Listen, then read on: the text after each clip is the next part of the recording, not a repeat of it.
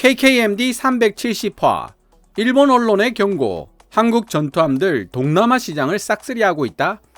대한민국 해군 조선업체들의 높아진 위상과 동남아 각국의 전투함 조달 전략 비교.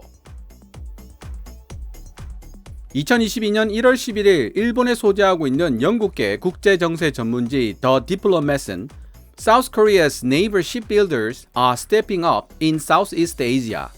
대한민국 해군 조선업체들이 동남아시아에서 그 세력을 확대해 나가고 있다는 제목의 기사를 실었습니다. 필리핀에 4척의 전투함을 판매한 현대중공업과 인도네시아에 잠수함을 수출한 대우조선해양 등을 그 예로 들고 있는데요. 이 기사를 읽으면서 흥미로운 포인트를 2가지 발견할 수 있었습니다.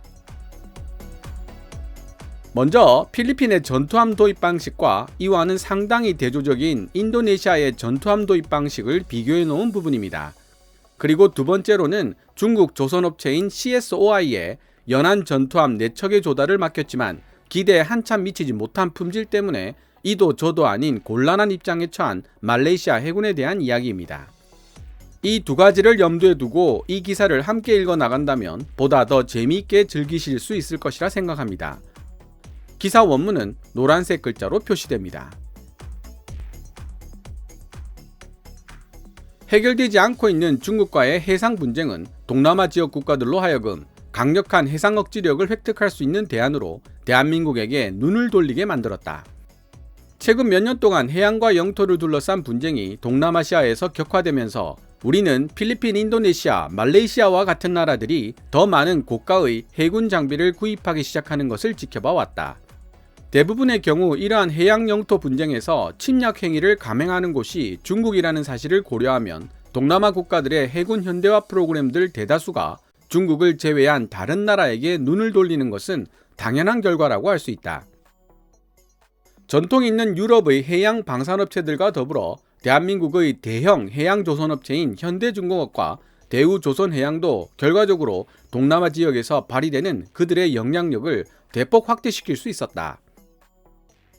필리핀 해군은 2010년대로 들어서면서 노후화된 함대를 대대적으로 업그레이드하기 위한 계획과 예산을 수립하기 시작했다. 여기에는 2014년 인도네시아 국영조선업체 PT842에 맺어진 9,200만 달러 한화 약 1천억 규모로 상륙 수송함 2척을 구매하는 계약도 포함되어 있었다. 인도네시아 PT8이 건조하여 필리핀에게 인도한 상륙 수송함 BRP 다바오 델수르는 사실 대선 조선이 인도네시아 해군에 판매한 마카사르급 상륙함을 바탕으로 만들어진 것입니다. 기사 후반부에 이에 대한 이야기가 나옵니다. 그러나 필리핀 정부가 지금까지 인수한 전투함들 중 역대급이라고 부를 수 있을 만한 것은 바로 대한민국 현대중공업이 160억 필리핀 페소, 한화 약 4천억 정도의 금액으로 건조한 한 쌍의 유도미사일 호위함들이었다. 초도함인 호세 리잘급은 2020년에 취역했다. 무기체계에 대한 약간의 의견 충돌이 있었음에도 불구하고 필리핀 정부는 결과에 대단히 만족스러워했을 뿐 아니라 지난 2021년 12월에는 현대중공업과 5억 5,400만 달러, 한화 6,600억의 가격으로 한 쌍의 초계함을 구매하는 또 다른 계약을 체결했다. 필리핀이 현대중공업을 고집하는 주요 이유 중 하나는 단일 계약업체를 선정한다면 다양한 시스템에 걸쳐 상호 호환이 가능한 전투함들을 인수할 수 있기 때문이다. 반면 만약 세심한 계획 없이 서로 다른 공급업체로부터 전투함들을 단락적으로 구매한다면 이들 전체를 하나로 통일된 무기 통제 시스템으로 아우르는 것이 불가능할 수도 있다. 흥미롭게도 인도네시아 해군은 전투함 조달에 있어 명백하게 이러한 단락적 접근법을 채택하고 있는 것으로 보인다. 인도네시아 역시 약 10년 전부터 해군 현대화 프로그램을 한창 진행 중이며 필리핀과 마찬가지로 대한민국의 해군 조선업체들이 주요 파트너들이었다. 다만 인도네시아의 전투함 인수 전략은 필리핀과 다소 차이가 있다. 입찰에 임할 때 인도네시아가 가장 관심있게 지켜보는 부분은 입찰업체의 가격 경쟁력에 있지 않다. 오히려 얼마나 기술 이전을 받을 수 있는지, 그리고 국내 생산력을 얼마나 확보할 수 있는지 등을 고려하여 전반적으로 최고가 될 수 있는 거래를 추구하고 있다. 이와는 대조적으로 필리핀 전투함들은 모두 대한민국의 현대중공업에 의해 건조되었다. 최근 인도네시아는 방산 거래를 할 때 국내 방위산업복합체를 활성화시킬 수 있는 방안을 모색하고 있다. 그 중에서도 특히 국영조선업체 PT파를 역내 수출 및 제조 중심지로 만들기 위해 많은 노력을 기울이고 있다. 수십 년 동안 인도네시아와 방위산업 분야에서 끈끈한 유대 관계를 이어오고 있는 대한민국은 이런 점에서 매우 협조적인 파트너였다. 인도네시아 국영조선소 PT파리 필리핀을 위해 건조했던 상륙 수송함은 사실 2004년 대한민국 조선업체 대성과 1억 5천만 달러 한화 약 1780억 규모의 거래로 시작된 것이었다. 1번함과 2번함은 한국에서 설계 및 건조되었고 PT팔은 수라바야에 있는 조선소에서 남은 마지막 두 척을 건조했다. 인도네시아가 다른 나라의 조선업체로부터 더 적은 비용을 지불하고 이 상륙함을 구매할 수 있었을까? 아마도 가능했을 것이다. 하지만 PT팔은 한국 대성과의 계약을 선택하는 방식으로 상륙함을 국내에서 건조할 수 있는 능력을 획득하게 되었고 그 결과 필리핀으로 수출할 수 있는 한 쌍의 상륙함을 독자적으로 생산할 수 있는 길을 열 수 있었다. 대우조선해양과 체결되었던 인도네시아의 잠수함 거래에도 비슷한 전략이 적용됐다. 2011년 대우는 11억 달러, 한화 약 1조 3천억에 장보고급을 개량한 나가파사급 잠수함 3척을 인도네시아에게 공급하기로 합의했다. 상륙함과 마찬가지 방식으로 처음 두 척은 대한민국에서 만들어졌고 마지막 한 척은 수라바야에서 PT8 조선소에 의해 만들어졌다. 인도네시아 정부는 신형 구축함을 인수하기 위해 유럽 조선업체들과 거래할 때도 비슷한 전략을 추구해왔다. 다양한 나라의 다양한 업체들로부터 전투함들을 조달해 왔기 때문에 언젠가는 시스템 통합 문제에 직면할 수 있지만 이는 각계각층의 여러 요구를 수용하기 위한 인도네시아 국방 계획자들의 어쩔 수 없는 절충안으로 보인다. 작년에 기고했던 기사에서 이미 설명했듯이 말레이시아 해군의 현대화 작업은 인도네시아보다도 더 험난했다. 프랑스 조선업체 DCNS로부터 라이센스 생산 허가를 받은 말레이시아 정부는 페락에 있는 부스테드 해군 조선소에서 6척의 연안 전투함의 건조에 착수했지만 이 프로그램은 공기 지연과 비용 초과로 많은 어려움을 겪고 있으며 일본함이 2026년까지 취역하기는 힘들 것으로 예상된다. 말레이시아는 또한 중국 조선업체 China Shipbuilding and Offshore International 이하 CSOI와 접촉하여 연안 전투함 4척을 건조하여 제공하기로 계약했고 4척 중 마지막 3번, 4번함은 말레이시아에서 건조될 예정이었다. 하지만 여러 문제가 발생했고 결국 4척의 전투함 모두 중국에서 건조하기로 결정되었다. 이 내용을 KKMD에서도 다룬 적이 있습니다. 211화 중국산 전투함을 싼 맛에 도입했던 말레이시아, 반년 후 엄청난 규모의 결함들과 마주치다가 바로 그것인데요. 왕립 말레이시아 해군은 2020년 1월 중국 조선업체 CSOI로부터 KD 캐리스급 1번함을 인도받았지만 불과 반년 만에 이 중국산 전투함에서 엄청난 수의 결함들을 발견했습니다. 결함이 한두 가지였다면 무기체계들이 가지고 있는 복잡 정밀성이라는 특성상 어느 정도 이해하고 넘어갈 수 있는 일이지만 발견된 결함들이 너무 많아 리스트로 따로 작성해야 할 정도여서 말레이시아 국내 여론이 매우 좋지 못하다는 기사 내용을 번역한 것입니다. 상세한 내용을 알고 싶으시면 KKMD 211화를 직접 참고하시면 되겠습니다. 지금까지 언급되어 온 내용들은 동남아시아 지역에서 진행 중인 해군 현대화 노력의 작은 단면일 뿐이다.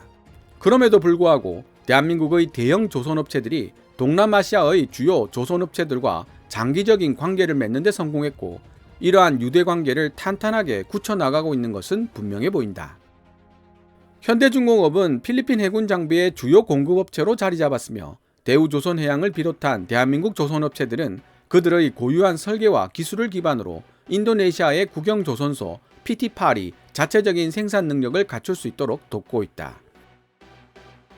이와는 대조적으로 말레이시아 해군 현대화를 위한 장비 조달을 맡았던 중국의 역할은 대한민국과는 상당한 차이를 보였으며 장기적인 관점에서 별다른 전략적 가치를 만들어내지는 못한 것으로 보인다. 게다가 중국은 말레이시아가 원했던 기술 이전에 따른 국내 생산이라는 결과를 내놓지도 못했다.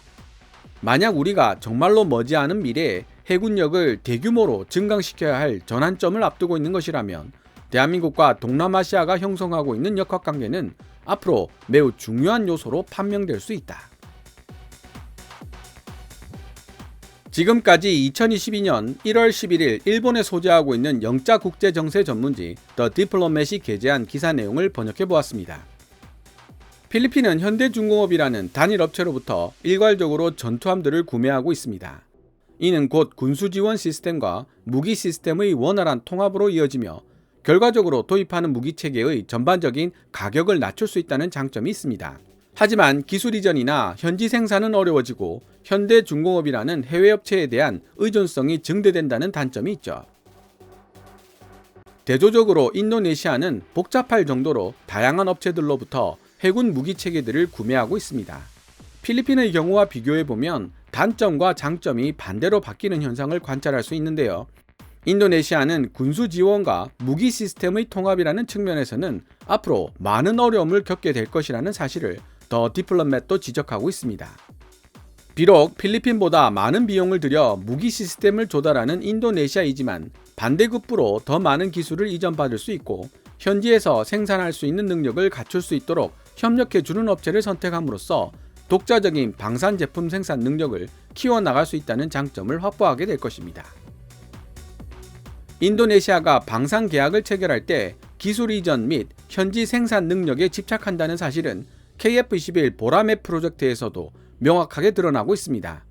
20%의 비용을 부담하면서 KF-21 블락 1 50대를 인도받게 되는 인도네시아는 핵심 기술에 접근할 수 있는 권한이 없다며 개발 분담금 납부를 지연시켜 왔습니다. 한때 인도네시아 밀리터리 매니아들은 프랑스 라팔의 도입을 통해 원하는 기술 도입을 이룰 수 있지 않을까 기대하는 눈치였지만 최근 들어 조용해졌죠. 그럴 수밖에 없는 것이 전투기의 핵심 기술은 일선 동맹국 사이라도 알려주지 않는 것이 일반적입니다. FA-50을 통해 미국 F-16의 핵심 기술을 이전받을 수 있었던 사건은 정말 천재일우의 기회였다고 제가 틈만 나면 이야기하는 이유가 바로 여기에 있습니다. 물론 대한민국의 엔지니어들이 FA-50을 통해 F-16의 핵심 기술을 이 정도로 짧은 시간 안에 완벽에 가까울 정도로 습득할지는 미국도 몰랐기 때문에 가능한 일이기도 했습니다. 그럼 미국이 대한민국을 통해 인도네시아에게 핵심 기술이 이전되는 것을 용인할 리가 없습니다. 인도네시아의 꿈이 지나치게 야무졌던 것입니다. 지금은 18.8%까지 떨어져 있지만 20%의 지분 비율로 너무 많은 것을 바라고 있는 것이죠. 50대의 KF-21 보라매를 인도네시아 현지에서 면허 생산하면서 한국 항공우주 산업의 기술 지원을 받는 것이 후발주자인 인도네시아로서는 그나마 최선의 선택이 될 것입니다. 마지막으로 기술 이전이 되더라도 받아들이는 나라의 태도와 사고방식도 중요하다고 볼 수 있는데요. 2021년 4월 21일 인도네시아가 1980년대 초 독일에서 도입한 구형 209급 잠수함들 중 하나인 KRI 낭갈라가 훈련 도중 침몰하는 사고가 있었습니다.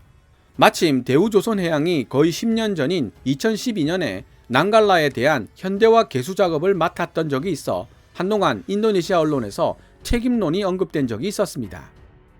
하지만 업계 및 군 관계자가 전해주는 이야기에 따르면 최근 대우조선해양에서 구입해간 나가파사급 잠수함들도 인도네시아 해군의 관리 소홀과 부주의한 운행으로 여기저기 파손된 부분이 생겼다고 하는데요.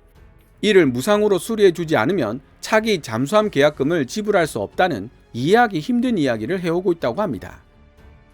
인도네시아 해군 관계자들이 1991년 진수한 장보고급 SS-061을 30년째 무사고로 운행시키고 있는 대한민국 해군과 업계 관계자들을 생각해 본다면 과연 그런 이야기를 할 수 있을지, 누구에게 더 큰 책임이 있을지 금방 깨달을 수 있을 것이란 생각이 들게 만드는 기사였습니다. 오늘 KKMD에서 준비한 내용은 여기까지입니다. 좋아요와 구독 신청은 제작자에게 큰 힘이 됩니다. 방송된 내용들은 KKMD 블로그에서도 읽어보실 수 있으며 후원 멤버로 가입해 주시면 영상 제작 지원과 더불어 업로드된 영상을 더 일찍 만나보실 수 있습니다. 지금까지 시청해 주셔서 감사합니다. Kevin's Military Channel KKMD